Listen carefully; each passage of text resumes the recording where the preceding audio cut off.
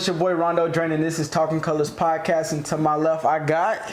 My name Donovan Flanders from North Cackalack. What's happening, my brother? A.K.A. known as Don the Sauce God. A.K.A. Pimp Day Delicious. A.K.A. Shamby Cutting. Let me stop. All right, bet. Hey, so today's topic, what is this? Hold up. This is episode 5, I believe. Wow, good. Jeez. Hey, good. Statistics say most podcasts end at episode 7. So, as soon as we get to episode 7, I'm going to do a season 2. Or should I go to 10 episodes? Come on, man. Ain't no limit. All right. No limit, You right. Ain't no limit to this. Let me see. I don't want my mic. I'm gonna readjust. I'm gonna put it right. Get it right. I'm gonna put it right there. You know what I mean? Let the people know. I'm gonna put it right there. Because they can't even see the USA. They can't even see. Let them show something, man. You know I got this little... What's that, the Tommy? Little Tommy, man. Whatever. The Tommy? Whatever. Well, today's topic is going to be about self-identity crisis. Yeah. Before we get into it, I just want to shout out all the people that's watching this podcast. I appreciate the love. For everybody that wants to be on the podcast, I hear you, I see you. Y'all seeing that it's happening. People are just asking, hey, can I be on? You can be on. So if you want to be on for the next one, just hit me up. I got you. There are some people that are have a misunderstanding of what Talking Colors is. I've heard, I'm going to just say, Caucasian people saying that Draine has a black, or Rondo has a black podcast. This is not a only black podcast. This podcast is a voice for minorities. If whites want to come and speak, I applaud and I want you to come because it's a different lens for us to talk and hear from. For sure. Other than that, I'm still trying to create a mission statement. I ain't got one yet, but just know we changing people through conversations. Let's say that. Can dig that. So I'm gonna go ahead and start with my definition of what self-identity crisis is. Whew. Now this here could be like a touchy subject because nowadays I can see how this could be like a political correct kind of conversation based off how people feel and their emotions. Oh, you know it's snowflakes out there now. Come on. But this is not a political podcast, so we gonna keep it raw and just raw cut. Yeah, got to. People that are having a hard time understanding who they are based off of what they look like or what they're told they should be, what they're told they should sound like, talk like, act like, what they should watch, movies, foods, music, and just a crowd of friends. I think when somebody is just confused on where they belong in society, that's what I think a self-identity crisis is. What about you, Don? So for me, this hit real close to home, okay? But I'll keep it simple for now. I think it's really about when you have everything around you telling how you should feel inside, right? So all these influences, your family, your friends, social media, all that tells you how you're supposed to be. And you let that influence your decision on how you carry yourself. That's the short of it, yeah. I'm gonna ask you first, what's your background when it comes to self-identity crisis? Man, so like I said, I'm from North Carolina, right? Small town, North Carolina.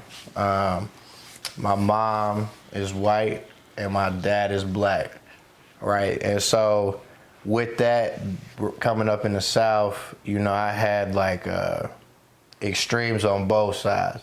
I had a redneck cousin who rode a shovel behind a four-wheeler in the snow and like, you know, broke his shoulder on just like on some yee type shit. You know what I mean? And then I also got, you know, on my dad's side, one of my cousins went to prison for robbing this dude. You know what I'm saying? He's in prison for another like 5 years. You know what I'm saying? So like I had both extremes, and growing up, I had both sides telling me, well, you're not white enough, you need more white friends. Or my dad's side telling me, you need to have more black friends type shit. You know what I mean? So that's just been like since a kid, man, for real. Sheesh. Yeah. I can't imagine having like the two different races. That's tough. Yeah. What I can say is I was born in Starksville, Mississippi. Sip. And so like I was raised there for a little bit, and then I moved to Kansas City at a young age. And so just imagine small little dark skinned Rondo, buck teeth, coming to school in overalls. I couldn't say the word cheese or scream. I said chase and scream. And then I was just so country, and so other black kids were picking on me, and I was just like, yeah, we the same color. Also, growing up, I'm a smart aleck, very analytical person, and so people will say you're black, and I'm like, no, I'm brown. Man. So I will always carry this brown crayon in my pocket for any time somebody wanted to say something. I'm like, Chill. brown. I am not black. I remember me and my mama had an entire argument, and I think I was like 6 or 7, and we're in the car, and I'm showing her the crayon. Mom, I'm brown. Look at this. I'm brown. Give me a piece of candy. Kit Kat. I'm brown. And as a kid, I didn't understand what black was. How beautiful it is. And I thought, to be honest, the darker, in my opinion, I feel like the darker the person, the thicker the person's skin is. Gotta be. Only because for some odd reason, growing up, being dark was like a bad thing. Like you had to be light skinned, or the girls have to be light skinned with the curly hair. Like, where's the love for the dark skinned brothers and the dark skinned girls? But nowadays, All right, let's not get. It's still a light skin movement out here. You see it. I don't know. But also the whole the dark skin versus light skin thing. And I think it goes all the way back to slavery times of just Facts. how we were segregated as a group of people. So I think it's what's the word? It's purposely done. Yeah, Systematically. intentionally. Yeah. Is that a word? Yeah. Yeah. So I think it's like it's a traditional emotion or mindset that's just been carried down. So me coming from the South around a lot of black and dark people, I never felt as if I was the singled one out. But then I moved to the city, and other black kids say, oh, you talk funny, or you dress funny. And it's like, I had to like really switch up. And like, that's when I became a class clown, because I was being laughed at. Yeah. And I wanted people. Had to cope with it. Yeah, so. Had to cope with it. It messed up my grades. It messed up the things that I was interested in. I didn't get to watch. I chose not to watch Yu-Gi-Oh! and Dragon Ball Z because you be white for that. I'll be white for that. You but be white nowadays, for that. Yeah. a black guy that don't Everybody watch on anime, boy.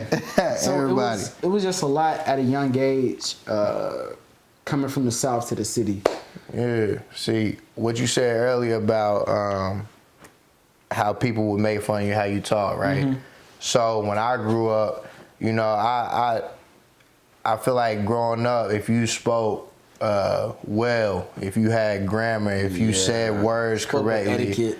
then you were talking white, right? You know what I mean? I get around my niggas. I don't know, am I allowed to say? Man, this Talking Hey, Clothes look, podcast. I get around my homies, right, and they be like, man, you sound white, right? But like, this what I was talking about it's been, I talk about my family, right? But even with my friends, right? So when I be around my white friends, because I never chill with any single group. Right. I always chill with everybody because I got tired of people telling me, like you said, I'm not black, I'm brown, right? Yeah. So people would always ask me, are you black? Are you more black or you white? I tell them I'm Donovan. You know what I'm saying? Yeah. Like, don't ask me that. Like, I'm me. Because I feel like growing up, black people were put in a box. Like, you had to talk ghetto, or you had to Slang. be hood, you had to, you know what I mean? You had to be hard, all this other stuff. But like, just like with anything, black people are not in one box. Like, we're every shade,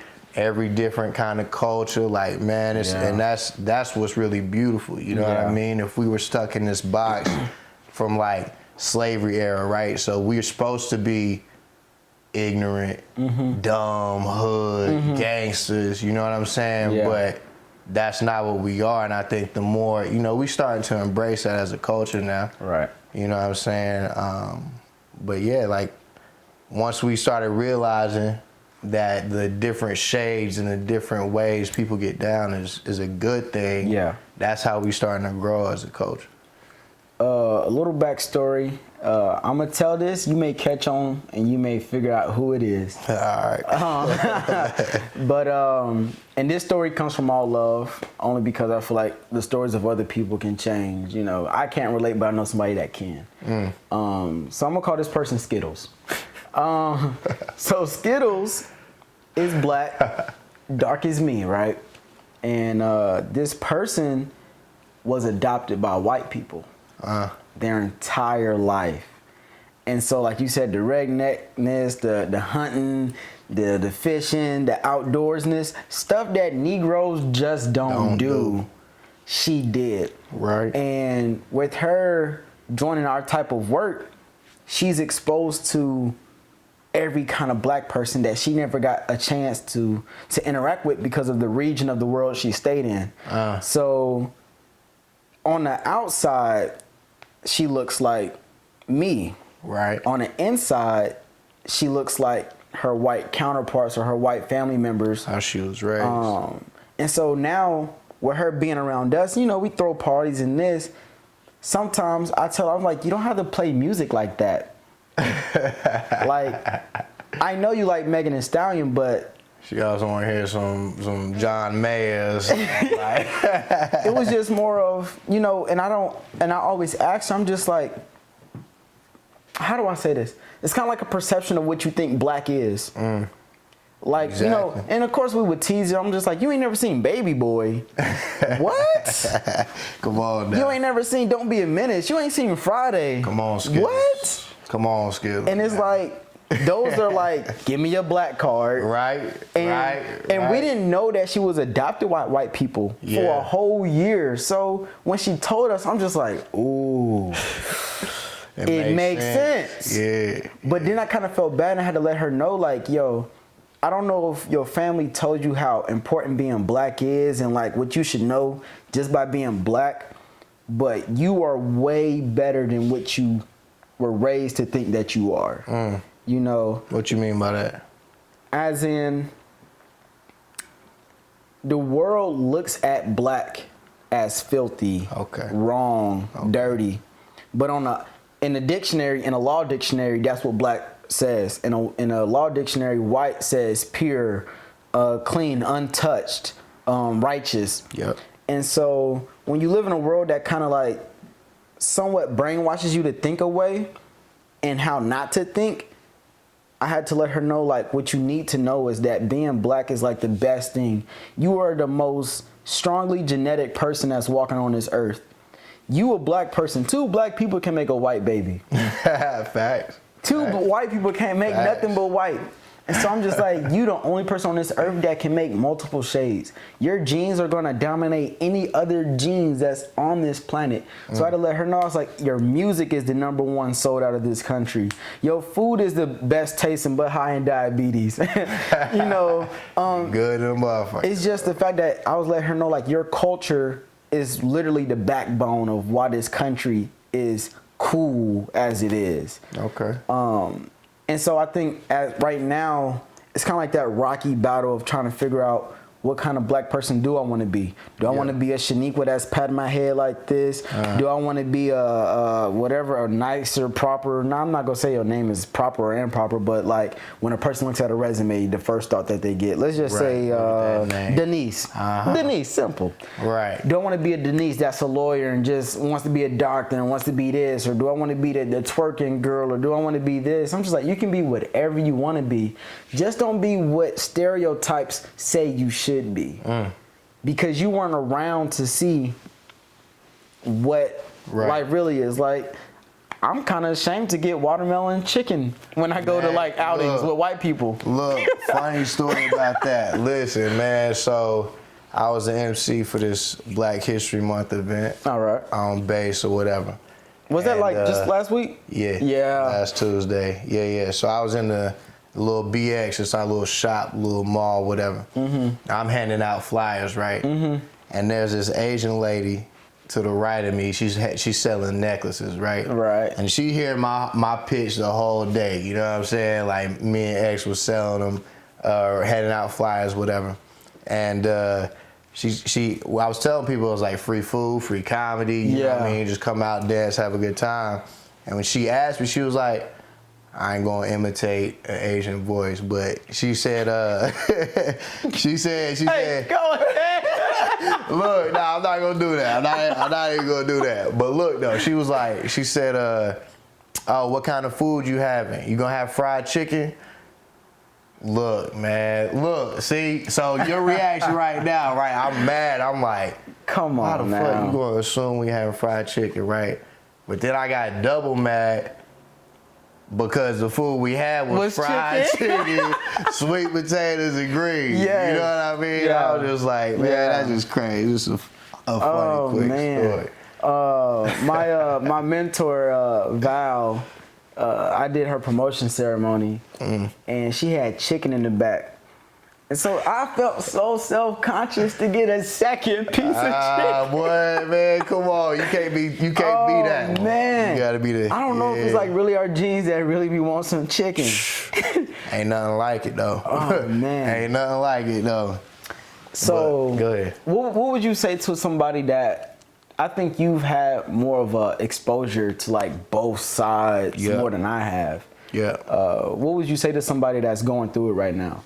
So man, I always say is like, can't nobody make you feel comfortable in your own skin but you. You know what I'm saying? So like I told you earlier about my friends, it's like one side would be like, man, you acting white, and the other side would like they roll their windows up if they seen a black person. Oh, that happened to me 2 weeks ago. I was so You know mad. what I'm saying? Like that shit is like not cool, but what that taught me is, and let me throw this out there too, I have best friends that are gay, straight, white, black, Hispanic, Asian. I'm telling you, like, I could never do that, right? Because it's like asking me to choose between my mom and dad. Right. Right. So I'm gonna get to my point. My bad. But I don't want to get too far off on a tangent. But basically, you know, if you going through it where you feel like you being dragged, you being pulled in all these different directions, just stop and think for a second, like,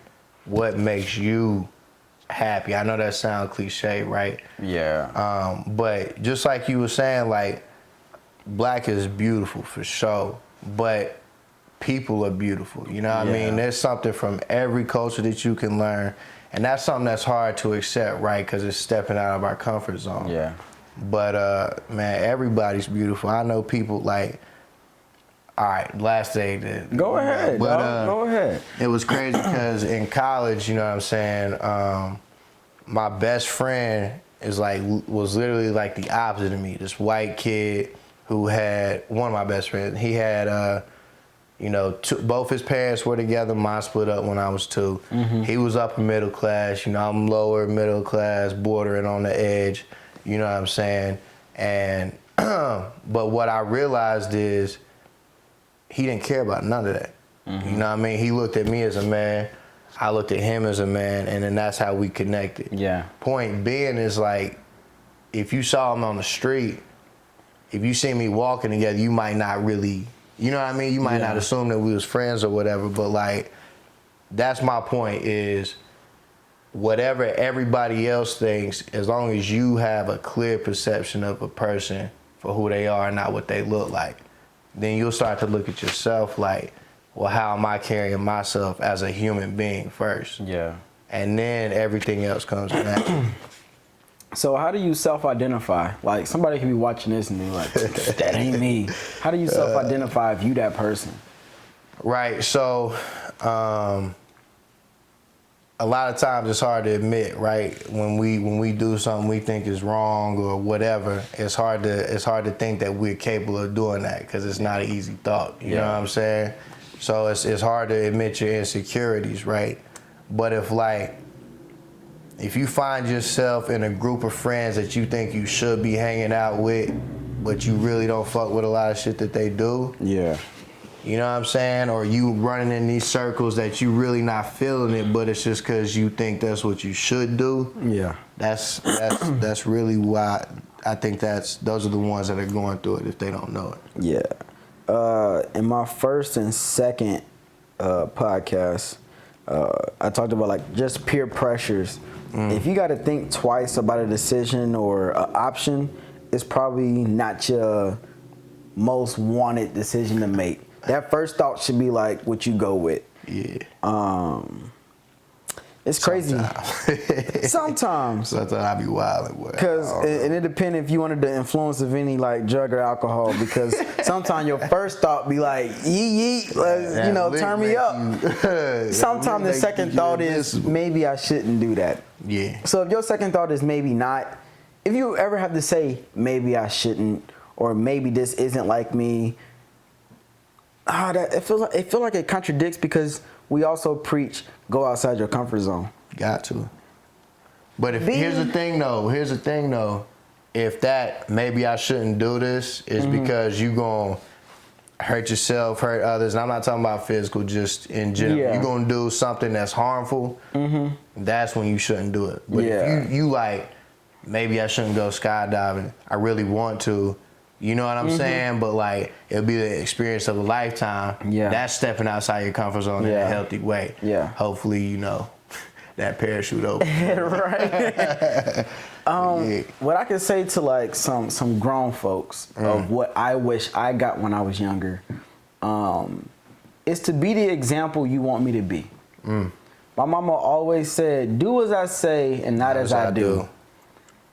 And it's so crazy because when you do the wrong, you get punished, and you look at the punisher like, but don't you do the same thing? Boy. And yeah, I think as just a culture of humans or just a culture of black people, we have to be accountable of where we want to go, like what direction we want to take. I'm gonna get my guy Enoch on the next podcast to talk about politics. We don't talk about politics ever. We don't talk about our Senate, our governors, sheriff, the chief. We don't talk about stuff like that until it's too late. And so it's just like where you are as a grown mindset, put that into the children. For people that's adopting children of the other race, put them in areas of where people look like them, so they can start to understand. If I adopted an Asian kid, I'm taking him to an Asian area to understand his roots. What you gonna eat? Chicken fried rice? I'm gonna learn how to make it. Some kung pao chicken. I'm playing. I'm gonna learn how to make it, but it's also, I just feel like people aren't doing children justice. We gotta stop putting babies. One thing that irritates me is when it's a newborn baby and people be putting the baby on Snapchat with the LED light on. Oh man, I hate that. I'm like, this baby gonna have glasses at 3. Gonna be blind, boy. We gotta stop doing the say this bad word and laughing at it. I know it's funny. We have to stop that. It's just more stuff. Children have so much access to the media.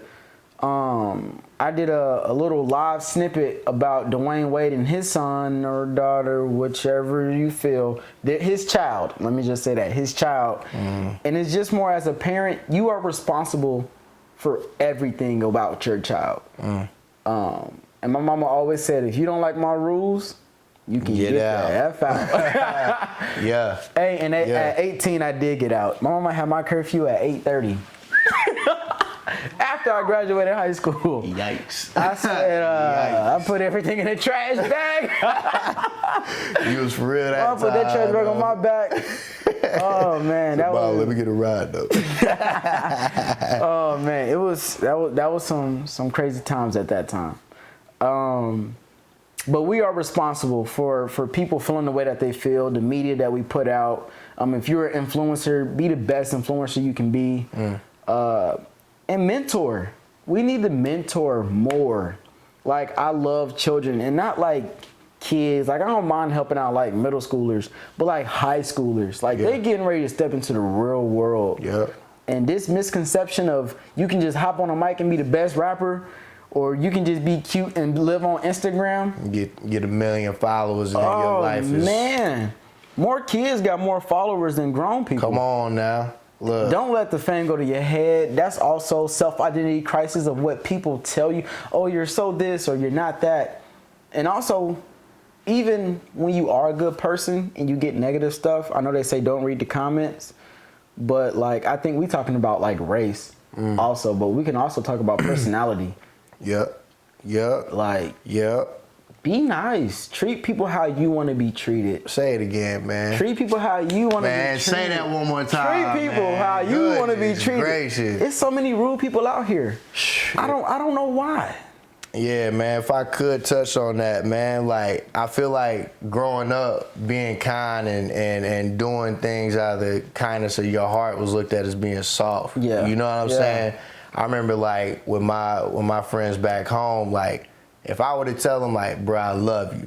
They're like, man, get out here with that. Yeah. I mean, that's what they would say, you know what I'm saying? But, like, you know, I'm a little older now. I ain't gonna put all my business out there, but now that I got older, man, it's like that's why me and my friends are so tight. Like I have friends. If we were best friends in 6th grade, we still best friends. Yeah. If we was best friends in college, if I met you in college, you know, because what I do is what I practice is I tell my everybody that I care about, that I love them. Yeah. And I think that's so underrated because it's looked at as like, oh, you soft.